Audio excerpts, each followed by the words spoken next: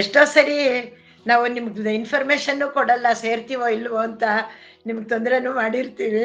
ಆದ್ರೂ ನೀವು ಮೆಚ್ಚುಗೆ ಹೇಳಿದ್ದೀರಾ, ಸಂತೋಷ ಆಯ್ತು. ಎಲ್ರಿಗೂ ನಮಸ್ಕಾರ. ಈ ದಿನ ನಾನು ಆಶುಭಾಷಣಕ್ಕೆ ಬದ್ಧತೆಯ ಹಾಗೂ ಅರ್ಪಣಾ ಭಾವದ ಕಥೆಗಳನ್ನ ಆಯ್ಕೆ ಮಾಡ್ಕೊಂಡಿದ್ದೀನಿ. ಈ ಕಥೆಗಳು ನಮ್ಮ ಜೀವನಕ್ಕೆ ಸಂದೇಶ ಕೂಡ ಕೊಡುವಂಥ ಕಥೆಗಳಾಗಿದೆ. ಪ್ರತಿಯೊಬ್ಬ ಮನುಷ್ಯನೂ ಕೂಡ ಜೀವನ ನಡೆಸ್ಬೇಕು ಅಂತ ಯಾವ್ದಾದ್ರೂ ಒಂದು ಕೆಲಸವನ್ನು ಮಾಡ್ಲೇಬೇಕಾಗಿರುತ್ತೆ. ಆದ್ರೆ ಅದನ್ನ ಅವನು ಎಂತಹ ಮನೋಭಾವದಿಂದ ಮಾಡ್ತಾನೆ ಅನ್ನೋದು ತುಂಬಾ ಮುಖ್ಯ ಆಗುತ್ತೆ. ಯಾಕೆ ಅಂತಂದ್ರೆ ಕೆಲವು ಸರಿ ಅನಿವಾರ್ಯತೆಯಿಂದ ಮಾಡ್ಬೋದು ಅವರು ಕೆಲ್ಸ. ಆ ಭಾವನೆ ಅನಿವಾರ್ಯ, ಮಾಡದೇ ಇರಕ್ಕಾಗಲ್ಲ ಅಂತ ಮಾಡ್ಬೋದು. ಅಥವಾ ಕುಟುಂಬ ನಿರ್ವಹಣೆಗಾಗಿ ಬೇರೆ ದಾರಿ ಇಲ್ಲದೆ ಮಾಡ್ಬೋದು. ಅಥವಾ ಏನೂ ಮಾಡದೇ ಇದ್ರೆ ನಿಷ್ಪ್ರಯೋಜಕ ಅಂತಾರೆ ಅಂತ ಸಮಾಜದಲ್ಲಿ ಗೌರವ ಕಳ್ಕೊಳ್ತೀವಿ ಅನ್ನೋ ಭಯದಿಂದನಾದ್ರೂ ಮಾಡ್ಬೋದು. ಆಮೇಲೆ ಇದೊಂದು ನನ್ನ ಹಣೆ ಬರಹನಪ್ಪ, ಇದ್ ಮಾಡ್ಲೇಬೇಕು ನಾನು ಅಂತ ಆತರ ಬೇಜಾರದಿಂದನೂ ಮಾಡ್ಬೋದು. ಈ ರೀತಿ ಯಾವುದೇ ಒಂದು ಮನೋಭಾವದಿಂದ ಅವ್ರು ಮಾಡ್ಬೋದು. ಆದ್ರೆ ಮಾಡೋ ಕೆಲ್ಸವನ್ನ ಬದ್ಧತೆಯಿಂದ, ಪ್ರೀತಿಯಿಂದ, ಹೆಚ್ಚಿನ ಕೌಶಲ್ಯದಿಂದ, ಇನ್ನಷ್ಟು ಉತ್ತಮವಾಗಿ ಮಾಡ್ಬೇಕು ಅನ್ನೋ ಭಾವನೆಯಿಂದ ಜೀವನದಲ್ಲಿ ಅವ್ರ ಕೆಲ್ಸವನ್ನ ಮಾಡಿದಾಗ ನಿಜವಾಗ್ಲೂ ಅವ್ರು ಯಶಸ್ವಿಗಳಾಗ್ತಾರೆ, ಎತ್ತರಕ್ಕೆ ಬೆಳೀತಾರೆ ಅಂತ ಈ ಕಥೆಗಳಿಂದ ನಾವು ತಿಳ್ಕೊಳಕ್ ಸಾಧ್ಯ ಆಗುತ್ತೆ. ಆಮೇಲೆ ಅರ್ಪಣಾ ಭಾವದಿಂದ ಮಾಡೋದು ಕೂಡ ನಮ್ಗೆ ಒಳ್ಳೆಯ ಫಲಿತಾಂಶವನ್ನು ಕೊಡುತ್ತೆ. ಅದು ಪ್ರಾರ್ಥನೆನಾದ್ರೂ ಆಗಿರ್ಬೋದು ಅಥವಾ ಸಹಾಯನಾದ್ರೂ ಆಗಿರ್ಬೋದು. ಆ ರೀತಿ ನಾವು ಕೆಲಸವನ್ನ ಮಾಡ್ಬೇಕಾಗಿರುವ ಮನೋಭಾವದ ಬಗ್ಗೆ ನಾವು ಇವತ್ತು ತಿಳ್ಕೊಳ್ತಾ ಹೋಗೋಣ. ಮೊದಲನೇ ಕಥೆಯಲ್ಲಿ ಏನ್ ಬರುತ್ತೆ ಅಂದ್ರೆ, ಒಬ್ಬ ಬಡಗಿ ಇರ್ತಾನೆ, ಸಾಮಾನ್ಯ ಬಡಗಿ ಪಾಪ. ಅವನ ಆದಾಯನೂ ಅಷ್ಟಕ್ಕಷ್ಟೇ, ತುಂಬಾ ಜಾಸ್ತಿ ಏನಿರೋದಿಲ್ಲ. ಕಷ್ಟಪಟ್ಟು ಕುಟುಂಬ ನಿರ್ವಹಣೆ ಮಾಡೋಕೆ ಆಗುವಷ್ಟು ಸಂಪಾದಿಸ್ತಾ ಇರ್ತಾನೆ. ಆಮೇಲೆ ನಾನು ಯಾವಾಗ ಇನ್ನೂ ಜಾಸ್ತಿ ಸಂಪಾದನೆ ಮಾಡಕ್ಕಾಗುತ್ತೋ ಅನ್ನೋ ಭಾವನೆಯಲ್ಲಿ ದಿನ ನೂಗ್ತಾ ಇರ್ತಾನೆ. ಅವನು ಹೀಗೆ ತನ್ನ ಜೀವನ ನಿರ್ವಹಣೆ ಮಾಡ್ಬೇಕಾಗಿರುತ್ತಲ್ಲ, ಅದಕ್ಕೆ ಒಂದ್ಸರಿ ಬೀದಿಯಲ್ಲಿ ನಡ್ಕೊಂಡು ಹೋಗ್ತಾ ಇರ್ತಾನೆ. ಅವನ್ಗೆ ಒಂದು ಕಾಯಿನ್ ಸಿಗುತ್ತೆ, ಹಳೇ ಕಾಲದ ನಾಣ್ಯ, ಒಂದು ತೂತಿರೋಂಥದ್ದು, ತೂತ್ 3 ಕಾಸು ಅಂತ ಅವಾಗ ಹೇಳ್ತಿದ್ವಲ್ಲ, ಆ ತರದ್ದೊಂದು ನಾಣ್ಯ ಸಿಗುತ್ತೆ ಅವನ್ಗೆ. ಅದನ್ನ ನೋಡ್ಬಿಟ್ಟು ತುಂಬಾ ಖುಷಿ ಆಗುತ್ತೆ. ಯಾಕೆ ಅಂತಂದ್ರೆ ಒಬ್ಬ ಜ್ಯೋತಿಷಿ ಹೇಳಿರ್ತಾನಂತೆ, ಇಂಥ ಟೊಳ್ಳಾದ ನಾಣ್ಯ ಸಿಕ್ಕಿದ್ರೆ ಅದೃಷ್ಟ ಕುಲಾಯಿಸುತ್ತೆ ಅಂತ ಹೇಳಿರ್ತಾರಂತೆ. ಅವನಿಗೆ ತುಂಬಾ ನೋಡೋಣ ಅನ್ಬಿಟ್ಟು ಅವನು ಆ ಕಾಯಿನ್ ತಗೊಳ್ತಾನೆ, ಆ ನಾಣ್ಯನ್ ತಗೊಂಡು ಜೇಬಲ್ಲಿ ಇಟ್ಕೊಳ್ತಾನೆ. ಜ್ಯೋತಿಷಿ ಅವ್ರ ಮಾತು ಜ್ಞಾಪಕ ಮಾಡ್ಕೊಂಡು, ಇವತ್ತಿಂದ ನನ್ನ ಅದೃಷ್ಟ ಏನಾದ್ರೂ ಸ್ವಲ್ಪ ಕುಲಾಯಿಸುತ್ತೇನೋ ನೋಡ್ಬೇಕು ಅಂತ ಒಳ್ಳೆ ಪಾಸಿಟಿವ್ ಮನಸ್ಥಿತಿಯಿಂದ ಜೋಬ್ನಲ್ಲಿ ಅದನ್ನ ಇಟ್ಕೊಂಡು ಭದ್ರವಾಗಿ ಹೋಗ್ತಾನೆ. ಆಮೇಲೆ ಕೆಲಸ ಮಾಡ್ತಿರ್ಬೇಕಾದ್ರೆ ಅವತ್ತು ಸ್ವಲ್ಪ ಖುಷಿ ಇರುತ್ತೆ ಅವನಿಗೆ, ಕಾಯಿನ್ ಸಿಕ್ಕಿರೋದು, ಅದೃಷ್ಟ ಬರ್ಬೋದು ಅನ್ನೋ ಮನಸ್ಥಿತಿಯಲ್ಲಿ ಚೆನ್ನಾಗಿ ಕೆಲಸ ಮಾಡ್ತಾನೆ. ಅದು ಕಾಕತಾಳೀಯ ಅನ್ನೋ ರೀತಿಯಲ್ಲಿ ಅವತ್ತು ಆದಾಯ ಕೂಡ ಅವನಿಗೆ ಜಾಸ್ತಿನೇ ಸಿಗುತ್ತೆ. ನೋಡ್ದ, ಈ ನಾಣ್ಯದ ಮಹಿಮೆನೆ ಅದು ಅಂತ ಅವನ ಮನ್ಸಲ್ಲಿ ಇನ್ನೊಂದ್ ಸ್ವಲ್ಪ ಭಾವನೆ ಬೇರೂರುತ್ತೆ. ಹೀಗೇನೆ ಅವನ್ ಕೆಲ್ಸ ಮಾಡ್ತಾ ಇರ್ತಿದ್ರೆ ಅವನ್ ಅನ್ಕೊಂಡ ತರಾನೇ ದಿನೇ ದಿನೇ ಸ್ವಲ್ಪ ಸ್ವಲ್ಪ ಸ್ವಲ್ಪ ಅವನಿಗೆ ಬೆಳವಣಿಗೆ ಶುರುವಾಗುತ್ತೆ. ಅವನ ಜೀವನದಲ್ಲಿ ಆದಾಯ ಜಾಸ್ತಿ ಆಗಕ್ ಶುರುವಾಗುತ್ತೆ. ಈ ನಾಣ್ಯವನ್ನ ನಾನು ತುಂಬಾ ಜೋಪಾನ ಮಾಡ್ಬೇಕು ಅಂದ್ಬಿಟ್ಟು ಒಂದು ರೇಷ್ಮೆ ಬಟ್ಟೆಯಲ್ಲಿ ಒಂದು ಬ್ಯಾಗ್ ಬ್ಯಾಗ್ ತರ ಮಾಡಿ ಅದನ್ನ ಅದ್ರಲ್ಲಿ ಭದ್ರವಾಗಿ ಇಟ್ಕೊಳ್ತಾನೆ. ಆಮೇಲೆ ಅವನು ಕೆಲಸ ಮಾಡೋ ಇದಿರುತ್ತಲ್ಲ ಉಪಕರಣಗಳು, ಅದ್ರ ಜೊತೆ ಅದನ್ನು ಇಟ್ಕೊಂಡಿರ್ತಾನೆ ಭದ್ರವಾಗಿ. ಪ್ರತಿದಿನ ಕೆಲ್ಸಕ್ಕೆ ಹೋಗ್ಬೇಕಾದ್ರೆ ಅದನ್ನ ಮುಟ್ಟಿ ಬ್ಯಾಗಿಂದ ತೆಗಿಯಲ್ಲ, ಮುಟ್ಟಿ ನೋಡೋದು, ನಮಸ್ಕಾರ ಮಾಡ್ಕೊಳ್ಳೋದು, ಆ ರೀತಿ ಮಾಡ್ಕೊಂಡು ಒಂದು ಒಳ್ಳೆ ಭಾವನೆಯಿಂದ ಅದನ್ನು ಭಾವನೆ ಇಟ್ಕೊಂಡು ಅದನ್ನ ಮುಟ್ಬಿಟ್ಟು ನಮಸ್ಕಾರ ಮಾಡ್ಕೊಂಡು ಹೋಗ್ತಿರ್ತಾನೆ ಕೆಲ್ಸಕ್ಕೆ ಹೋಗ್ಬೇಕಾದ್ರೆ. ಆಮೇಲೆ ಹೀಗೆ ಕೆಲಸ ಮಾಡ್ತಾ ಮಾಡ್ತಾ ಸ್ವಲ್ಪ ತಿಂಗಳುಗಳಲ್ಲಿ ಅವನಿಗೆ ಆರ್ಡರ್ಸ್ ಜಾಸ್ತಿ ಬರಕ್ ಶುರುವಾಗುತ್ತೆ ಅವನ ಕೆಲ್ಸಕ್ಕೆ, ಅವನ ಉಪಕರಣಗಳು ತಯಾರು ಮಾಡೋದಕ್ಕೆ. ಹೀಗೆ ದಿನೇ ದಿನೇ ಅವನಿಗೆ ಆದಾಯ ಜಾಸ್ತಿಯಾಗಿ ಕೆಲ್ಸಗಾರನ ಇಟ್ಕೊಳ್ತಾನೆ, ಸ್ವಂತ ಒಂದು ಅಂಗಡಿನೂ ಇಟ್ಕೊಳ್ತಾನೆ, ಅವಕಾಶಗಳು ಜಾಸ್ತಿ ಸಿಗುತ್ತೆ, ವಸ್ತುಗಳು ಮಾರಾಟ ಮಾಡೋದು ಹೆಚ್ಚಾಗುತ್ತೆ. ಹೀಗೆ ಒಳ್ಳೆ ಉದ್ಯಮಿ ಆಗ್ಬಿಡ್ತಾನೆ ಅವನು, ಶ್ರೀಮಂತನೂ ಆಗ್ತಾನೆ, ಒಳ್ಳೆ ಉದ್ಯಮಿನೂ ಆಗೋಗ್ತಾನೆ. ಆಮೇಲೆ ಒಂದ್ಸರಿ ಹೆಂಡತಿ ಮಕ್ಳ ಜೊತೆ ಹಿಂಗೆ ಅವನ ಜೀವನ ಚೆನ್ನಾಗಾದ್ಮೇಲೆ ಎಲ್ಲಾರು ಕುತ್ಕೊಂಡು ಮಾತಾಡ್ತಿರ್ಬೇಕಾದ್ರೆ ಅವನು ಹಿಂದಿಂದೆಲ್ಲ ನೆನ್ಸ್ಕೊಂಡು ಹೆಂಡತಿ ಹತ್ರ ಹೇಳ್ತಾನೆ, ನೋಡು, ಈ ನಾಣ್ಯ ಸಿಕ್ಕಿದ್ಮೇಲೆ ನಮ್ ಜೀವನ ಎಷ್ಟೊಂದು ಬದಲಾವಣೆ ಆಗೋಯ್ತು, ನನಗೆ ತುಂಬಾ ದಿನ ಆಗೋಯ್ತು, ಆ ನಾಣ್ಯ ನೋಡ್ಲೇ ಇಲ್ವಲ್ಲ ನಾನು ಅಂದ್ಬಿಟ್ಟು ಏನ್ ಮಾಡ್ತಾನೆ ಅಂದ್ರೆ ಆ ಚೀಲ ತಗೊಂಬ ಅಂತ ಹೇಳ್ತಾನೆ. ಸರಿ, ಆ ಚೀಲ ತೆಗೆದು ನೋಡಿದ್ರೆ ನೋಡ್ಲಿಲ್ಲ ಅಂದ್ಬಿಟ್ಟು ಅಲ್ಲಿ ತೆಗೆದು ನೋಡ್ತಾನೆ. ಅಲ್ಲಿ ನಾಣ್ಯ ತೂತಿರೋ ನಾಣ್ಯದ ಬದಲು ಬೇರೆ ನಾಣ್ಯ ಇರುತ್ತೆ. ಅವನ್ಗೆ ಆಶ್ಚರ್ಯ ಆಗುತ್ತೆ, ಇದು ಹೇಗ್ ಸಾಧ್ಯ, ನಾನು ಒಂದ್ ದಿವಸನೂ ಅದನ್ನ ತೆಗಿಲೇ ಇಲ್ವಲ್ಲ, ಇದ್ ಯಾಕೆ ಬೇರೆ ನಾಣ್ಯ ಹೇಗ್ ಬಂತು ಅಂದ್ಬಿಟ್ಟು ಹೆಂಡ್ತಿನ ನಿಜ ಹೇಳು ಯಾಕೆ ಹಿಂಗಾಯ್ತು ಅಂತ ಹೇಳ್ತಾನೆ. ಅದಕ್ಕೆ ಅವಳು ಹೇಳ್ತಾಳೆ, ಇಲ್ಲ ಒಂದ್ ದಿವಸ ನಾನು ಅದನ್ನ ಸ್ವಚ್ಛ ಮಾಡೋಣ ಅಂತ ಹಿಂಗ್ ಕೊಡುದಾಗ ಆ ನಾಣ್ಯ ಎಲ್ಲೋ ಬಿದ್ದೋಯ್ತು, ಅದು ಕಳ್ದೋಗಿದ್ದಕ್ಕೋಸ್ಕರ ನಾನು ಬೇರೆ ನಾಣ್ಯವನ್ನ ಅದ್ರಲ್ಲಿ ಹಾಕ್ಬಿಟ್ಟು ಇಟ್ಬಿಟ್ಟಿದ್ದೆ ಅಂತ. ಎಷ್ಟು ದಿನ ಹಿಂದೆ ಆಗಿದ್ದು ಅಂತ ಕೇಳ್ತಾನೆ ಗಂಡ. ಅದಕ್ಕೆ, ನೀವು ನಾಣ್ಯ ಸಿಕ್ಕಿದಾಗ ಒಂದು ವಾರ 10 ದಿವಸ ಆಗಿರ್ಬೋದು ಅಷ್ಟೇ, ಅಷ್ಟ್ರಲ್ಲೇ ಅಂತ ಕೆಲ್ಸ ಆಗಿ ಬೇರೆ ನಾಣ್ಯ ಹಾಕ್ಬಿಟ್ಟಿದ್ದೆ ನಾನು. ಅವನ್ಗೆ ಆಶ್ಚರ್ಯ ಆಗ್ಬಿಡುತ್ತೆ, ಇದೇನಿದು, ಆ ನಾಣ್ಯದಿಂದ ಅಲ್ವಾ ನಾನು ಅದೃಷ್ಟ ಕುಲಾಯಿಸಿದ್ದು ಅಂತ.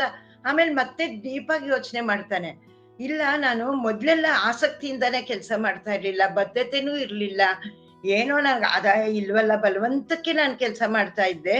ಆಮೇಲೆ ಅದ್ ಕಾಯಿನ್ ಸಿಕ್ಕಿದ್ಮೇಲೆ ತುಂಬಾ ನಾನು ಶ್ರದ್ಧೆಯಿಂದ ಆಸಕ್ತಿಯಿಂದ ಚೆನ್ನಾಗ್ ಕೆಲಸ ಮಾಡಕ್ ಶುರು ಮಾಡ್ದೆ. ಆಮೇಲೆ ಅಲ್ವಾ ನನ್ಗೆ ಈ ಕಠಿಣ ಪರಿಶ್ರಮ ಎಲ್ಲ ಮಾಡಿದ್ಮೇಲೆ ಅಲ್ವಾ ನಾನು ಚೆನ್ನಾಗಾಗಿದ್ದು ಜೀವನದಲ್ಲಿ ಅಂತ ಅವನಿಗೆ ಒಂದು ಜ್ಞಾನೋದಯ ತರ ಆಗುತ್ತೆ.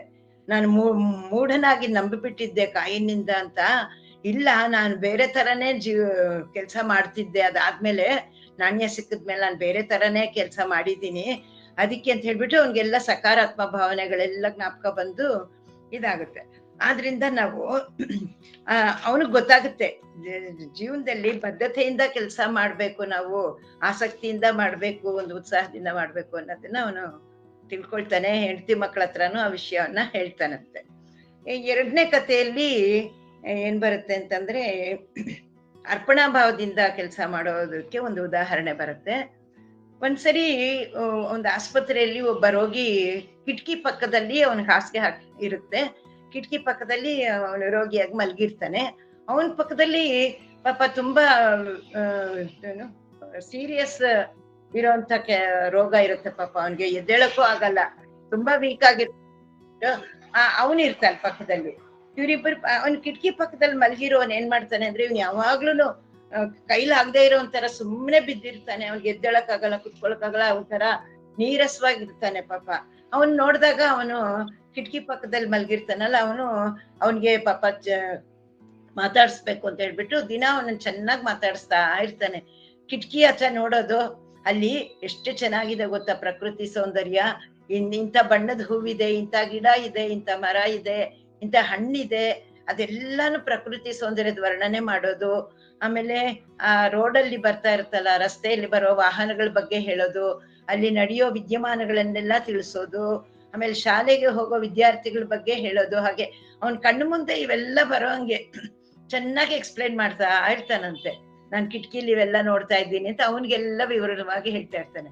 ಅದನ್ನೆಲ್ಲ ಕೇಳಿ ಕೇಳಿ ಕೇಳಿ ಅವನಿಗೊಂದ್ಸರ ಜೀವನದಲ್ಲಿ ಉತ್ಸಾಹ ಉಂಟಾಗುತ್ತಂತೆ. ನಾನ್ ಬದುಕ್ತೀನೋ ಇಲ್ವೋ ಅನ್ನೋ ಭಾವನೆ ಹೋಗ್ಬಿಟ್ಟು ಬದುಕ್ಬೇಕು ಅನ್ನೋ ಭಾವನೆಯನ್ನ ಉಂಟು ಮಾಡಿ ಅವ್ನು ಎದ್ದು ಕುತ್ಕೊಳಂಗ ಆಗ್ತಾನಂತೆ. ಯಾವಾಗ್ಲೂ ಮಲ್ಗಿರ್ತಾನೆ, ಕುತ್ಕೊಳಕ್ಕೂ ಆಗಲ್ಲ ಅಂಥವನು ಇವನ್ ಮಾತುಗಳನ್ನೆಲ್ಲ ಕೇಳಿ ಕೇಳಿ ಕೇಳಿ ಅವನಿಗೂ ಒಂಥರ ಹೊಸ ಚೈತನ್ಯ ಬಂದು ಕುತ್ಕೊಳಂಗ ಆಗ್ತಾನಂತೆ. ಇವನ್ ಚೆನ್ನಾಗ್ ಆಗುವಷ್ಟ್ರಲ್ಲಿ ಪಾಪ ಅವನ್ ಸತ್ತೋಗ್ಬಿಡ್ತಾನೆ. ಕಿಟಕಿ ಪಕ್ಕದಲ್ಲಿ ಇವನ್ಗೆಲ್ಲ ಎಕ್ಸ್ಪ್ಲೈನ್ ಮಾಡ ಅವನ್ ಸತ್ತೋಗ್ಬಿಡ್ತಾನಂತೆ. ಅವಾಗ ಸ್ವಲ್ಪ 1-2 ದಿವಸ ಇವನಿಗೆ ತುಂಬಾ ಬೇಜಾರಾಗುತ್ತೆ. ಆಮೇಲೆ ಇವಾಗ ಹೆಂಗಿದ್ರು ಅವ್ನ್ ಇಲ್ವಲ್ಲ, ಅವನ್ ಮಲ್ಗಿರೋ ಜಾಗದಲ್ಲಿ ನನ್ನನ್ ಮಲಗಿಸಿ ಅಂತ ಕೇಳ್ಕೊಳ್ತಾನೆ ಆಸ್ಪತ್ರೆಯಲ್ಲಿ. ಸರಿ ನರ್ಸು ಆಗ್ಲಿ ಅದಕ್ಕೇನಂತೆ ಅನ್ಬಿಟ್ಟು ಕಿಟಕಿ ಪಕ್ಕದಲ್ಲೇ ಅವನಿಗೆ ಮಲಗಿಸ್ತಾರೆ. ಆಮೇಲೆ ಒಂದ್ಸರಿ ಅವನು ಎಷ್ಟೊಂದು ಕಿಟಕಿಲಿ ಎಷ್ಟೊಂದು ವಿಷಯಗಳನ್ನ ವರ್ಣಿಸ್ತಾ ಇದ್ದ, ತೋರಿಸ್ತಾ ಇದ್ದ, ನನಗೆ ಮನಸ್ಸಿಗೆಲ್ಲ ಮನದಟ್ಟು ಮಾಡ್ತಿದ್ನಲ್ಲ ಅಂದ್ಬಿಟ್ಟು ನೋಡೋಣ ಅಂತ ಕಿಟಕಿ ತೆಗೆದು ನೋಡಿದ್ರೆ ಬರೀ ಖಾಲಿ ಗೋಡೆ ಇರುತ್ತೆ, ಅಲ್ಲಿ ಇನ್ನೇನು ಇರಲ್ವಂತೆ. ಅವನ್ಗೆ ಆಶ್ಚರ್ಯ ಆಗ್ಬಿಡುತ್ತೆ, ಇದೇನು ಅವನು ಎಷ್ಟೊಂದು ರಂಗಾಗಿ ನನ್ಗೆ ಬಣ್ಣಿಸ್ತಾ ಇದ್ದ ಎಲ್ಲಾ ವಿಷಯಗಳನ್ನ, ಇಲ್ಲಿ ನೋಡಿದ್ರೆ ಬರೀ ಖಾಲಿ ಗೋಡೆ ಇದೆ, ಯಾಕೆ ಅವ್ನು ಹಂಗ್ ಮಾಡ್ದ ಅನ್ಬಿಟ್ಟು ನರ್ಸ್ನಿ ಕರೀತಾನಂತೆ. ನೋಡಿ ಇಲ್ಲಿ ಬರೀ ಖಾಲಿ ಗೋಡೆ ಇದೆ, ಅವನ್ ನೋಡಿದ್ರೆ ನನಗ್ ಬೇರೆ ಏನೇನೋ ವಿಷಯಗಳನ್ನ ಹೇಳ್ತಾ ಇದ್ದ, ಅವನ್ ಯಾಕಂಗ್ ಸುಳ್ಳು ಹೇಳ್ದ ಅಂತ ನನಗ್ ಗೊತ್ತಾಗ್ತಿಲ್ಲ ಅಂತ ಹೇಳಿರ್ತಾನಂತೆ. ಅದಕ್ಕೆ ನರ್ಸ್ ಇದ್ಕೊಂಡು ಅವ್ನ್ ಹಂಗೆಲ್ಲ ಎಕ್ಸ್ಪ್ಲೈನ್ ಮಾಡ್ತಾನೆ ಅಂದ್ರೆ ನನಗೆ ನಂಬಕ್ಕೆ ಸಾಧ್ಯ ಇಲ್ಲ, ಯಾಕೆಂದ್ರೆ ಅವನು ಕುರುಡ ಆಗಿದ್ದ, ಅವನು ಕಣ್ಣೇ ಕಾಣಿಸ್ತಾ ಇರ್ಲಿಲ್ಲ ಅಂತಾಳಂತೆ ನರ್ಸ್. ಅದಕ್ಕೆ ಇನ್ನೂ ಆಘಾತ ಆಗ್ಬಿಡುತ್ತೆ, ಇದೇನಿದು ಇಷ್ಟೊಂದು ವರ್ಣಿಸ್ತಾ ಇದ್ದ ಅಂತಂದ್ರೆ ಸುಳ್ಳು ಹೇಳಿದಾನೆ ಅನ್ಕೊಂಡ್ರೆ ಕುರುಡನ ಅವನು, ನನ್ಗೆ ಯಾಕೆ ಹಿಂಗ್ ಹೇಳ್ದ ಅನ್ಬಿಟ್ಟು. ಆದ್ರೆ ಒಂದು ವಿಷಯ ನಾವು ಅರ್ಥ ಮಾಡ್ಕೋಬೇಕು, ಅವನಿಗೆ ಜೀವನದಲ್ಲಿ ಆಸಕ್ತಿ ಮೂಡ್ಸೋದಕ್ಕೋಸ್ಕರ ಅವನಂಗ್ ಮಾಡಿರ್ಬೋದು ಅಂತ ನರ್ಸು ಹೇಳ್ತಾಳೆ. ನೀನು ಅವನ ಸುಳ್ಳೇಳಿದಾನೆ ಅಂತ ತಪ್ಪಾಗಿ ತಿಳ್ಕೊಬೇಡ. ನಿನ್ ಜೀವನದಲ್ಲಿ ನಿನ್ಗೆ ಉತ್ಸಾಹ ಮೂಡಿಸಿ ಬದುಕೋ ಆಸೆಯನ್ನ ನಿನ್ಗೆ ಹುಟ್ಟಾಕಿದಾನವನು. ಅದ್ ನಿಜವಾಗ್ಲೂ ಅವನು ತುಂಬಾ ಗ್ರೇಟು ಅಂತ ಹೇಳ್ತಾನೆ. ಅದು ತುಂಬಾ ಮುಖ್ಯ. ಯಾಕೆಂದ್ರೆ ಎರಡು ಕಣ್ಣುಗಳಲ್ಲಿ ಅವನು ಬೆಳಕಿಲ್ದೇ ಇದ್ರು ಕೂಡ ಇನ್ನೊಬ್ಬ ವ್ಯಕ್ತಿಯ ಜೀವನದಲ್ಲಿ ಬೆಳಕನ್ನ ಮೂಡಿಸ್ಬೇಕು ಅಂತ ಅವನು ಶ್ರಮಿಸ್ತಾನೆ. ಅದಕ್ಕೆ ತುಂಬಾನೇ ನಮ್ಗೆ ವಿಶೇಷ ವ್ಯಕ್ತಿ ಅವನು ಅಂತ ಅರ್ಥ ಆಗುತ್ತೆ. ಆಮೇಲೆ ಇವಾಗ ಗಾಂಧೀಜಿ ಯಾವಾಗ್ಲೂ ಒಂದು ಸಮರ್ಪಣೆ ಬಗ್ಗೆ ಒಂದು ವಿಷಯ ಯಾವಾಗ್ಲೂ ಹೇಳ್ತಿರ್ತಾರಂತೆ. ಒಂದ್ಸರಿ ಅವರು ಸ್ನೇಹಿತರನ್ನ ಮೀಟ್ ಮಾಡಕ್ ಹೋಗ್ತಾರೆ ಗಾಂಧೀಜಿಯವರು. ಅವನು ಪ್ರಾರ್ಥನೆ ಮಾಡ್ತಿರ್ತಾನಂತೆ ಗಾಂಧೀಜಿ ಬಂದ ಸಮಯದಲ್ಲಿ. ಆಮೇಲೆ ಗಾಂಧೀಜಿ ಬಂದಿದ್ದಾರೆ ನಿಮ್ಮನ್ನ ಮಾತಾಡ್ಸಕ್ಕೆ ನೋಡಕ್ಕೆ ಅಂತ ಹೇಳಿದ ತಕ್ಷಣ ಅವನು ಬೇಗ ಬೇಗ ಪ್ರಾರ್ಥನೆ ಮುಗಿಸ್ಕೊಂಡ್ಬಿಟ್ಟು ಅರ್ಜೆಂಟ್ ಆಗಿ ಬಂದ್ಬಿಡ್ತಾನಂತೆ ಗಾಂಧೀಜಿ ಹತ್ರ ಮಾತಾಡಕ್ಕೆ. ಅವಾಗ ಗಾಂಧೀಜಿ ಇದೇನಿದು, ನೀವು ಇಷ್ಟು ಬೇಗ ವಾಪಸ್ ಬಂದ್ಬಿಟ್ರಿ, ನೀವು ಮಾತಾಡ್ಬೇಕು ಅಂದ್ರೆ ಇಷ್ಟು ಬೇಗ ಪ್ರಾರ್ಥನೆ ಮಾಡ್ತಿದ್ದಾರೆ ಅಂದ್ರು ಇಷ್ಟು ಬೇಗ ಮುಗಿಸ್ಕೊಂಡ್ ಬಂದ್ಬಿಟ್ರ ನೀವು ಅಂತ. ಹೌದು, ನೀವು ಬಂದಿದ್ದೀರಲ್ಲ, ಕಾದ್ಕೊಂಡಿದ್ದೀರಿ ಅಂತ ನಾನು ಬೇಗ ಮುಗಿಸ್ಕೊಂಡ್ ಬಂದೆ ಅಂದ್ರೆ, ಅಯ್ಯೋ ಅದು ತಪ್ಪು ನೀವು ಮಾಡಿದ್ದು. ಪ್ರಾರ್ಥನೆ ಅಂದ್ರೆ ಏನ್ ಅನ್ಕೊಂಡಿದ್ದೀರಾ? ದೇವ್ರ ಜೊತೆ ನಾವು ಮಾತಾಡೋಂತ ಸಮಯ ಅದು. ದೇವ್ರು ನನ್ಗಿಂತ ದೊಡ್ಡವನಲ್ವಾ? ನೀವು ಹಾಗೆ ಮಾಡ್ಬಾರ್ದಾಗಿತ್ತು. ನಿಮ್ ಪ್ರಾರ್ಥನೆ ತುಂಬಾ ಮುಖ್ಯ. ದೇವ್ರು ನನ್ಗಿಂತ ನಾನೇನ್ ದೇವ್ರಿಗಿಂತ ದೊಡ್ಡವನಲ್ವಲ್ಲ.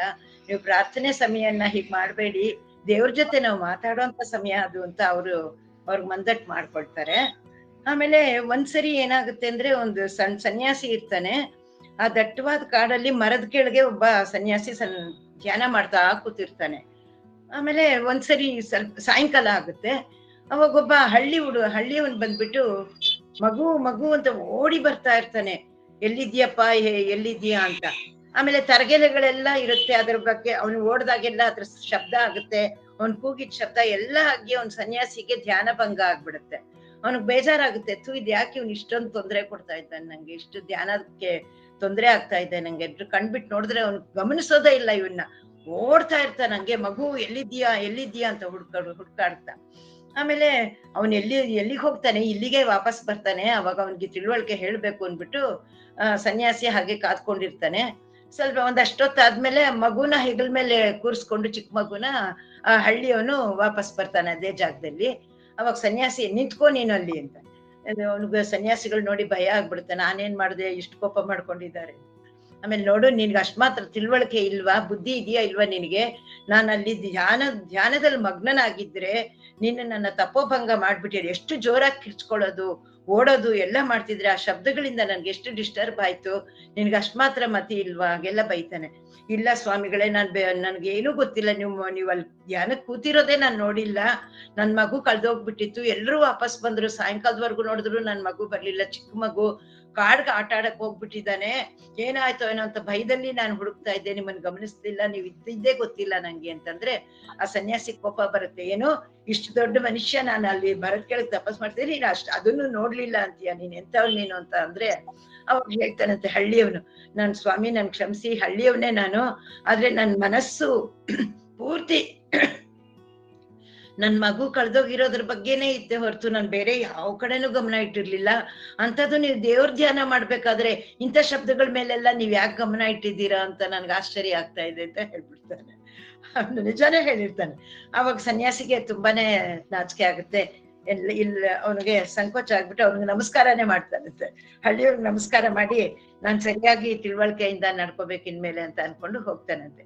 ಹೀಗೆ ಪ್ರತಿಯೊಂದು ಅಷ್ಟೇ ಕೂಡ ನಾವು ಯಾವುದೇ ಕೆಲಸ ಮಾಡ್ಲಿ ಅದನ್ನ ಬದ್ಧತೆಯಿಂದ, ಆಮೇಲೆ ಪ್ರೀತಿಯಿಂದ, ಆಮೇಲೆ 100% ಅಂತ ಹೇಳ್ತಾರೆ ನೋಡಿ, ಪೂರ್ತಿ ನಾವು ಎಫರ್ಟ್ಸ್ ಹಾಕಿದಾಗ ಅದ್ರ ಪ್ರತಿಫಲ ನಮ್ಗೆ ತುಂಬಾ ಉತ್ತಮವಾಗಿ ಸಿಗುತ್ತೆ. ಅದ್ರಿಂದ ನಾವೆಲ್ಲರೂ ಕೂಡ ಯಾವುದೇ ಕೆಲ್ಸವನ್ನ ಚಿಕ್ಕದು ದೊಡ್ಡದು ಅಂತ ಭಾವಿಸ್ಕೊಳ್ಳದೆ ಒಂದು ಪ್ರಾರ್ಥನೆ, ಸಹಾಯ ಅಥವಾ ನಮ್ಮ ಜೀವನಕ್ಕೋಸ್ಕರ ಮಾಡೋ ಕೆಲ್ಸ ಯಾವುದೇ ಆಗಿರ್ಬೋದು, ನಾವು ಒಳ್ಳೆ ರೀತಿಯಲ್ಲಿ ಅದನ್ನ ಯೋಚನೆ ಮಾಡಿದಾಗ ನಾವು ಜೀವನದಲ್ಲಿ ಸ್ವಲ್ಪ ಉತ್ತಮರ ಏಳ್ಗೆಯನ್ನು ಕಾಣ್ಬೋದು, ಎತ್ತರಕ್ಕೆ ಬೆಳಿಬೋದು ಮಾನಸಿಕವಾಗಿ. ಆಮೇಲೆ ಜೀವನದಲ್ಲೂ ಎಲ್ಲದಕ್ಕೂ ಬೆಳೆಯೋದಿಕ್ಕೆ ಅವಕಾಶ ಆಗುತ್ತೆ ಅಂತ ಈ ಕಥೆಗಳನ್ನೆಲ್ಲ ನಾನು ಎಲ್ಲೋ ಬಿಳುಪು ಮ್ಯಾಗಝೈನ್ ಅಲ್ಲಿ ಓದಿದ್ದೆ. ಅದನ್ನೇ ಎಲ್ಲ ಪೋಣಿಸಿ ನಿಮ್ಮ ಹತ್ರ ಈ ಕಥೆಗಳ ಮೂಲಕನೇ ಒಂದು ಆಶುಭಾಷಣವನ್ನು ಮಾಡಿದ್ದೀನಿ.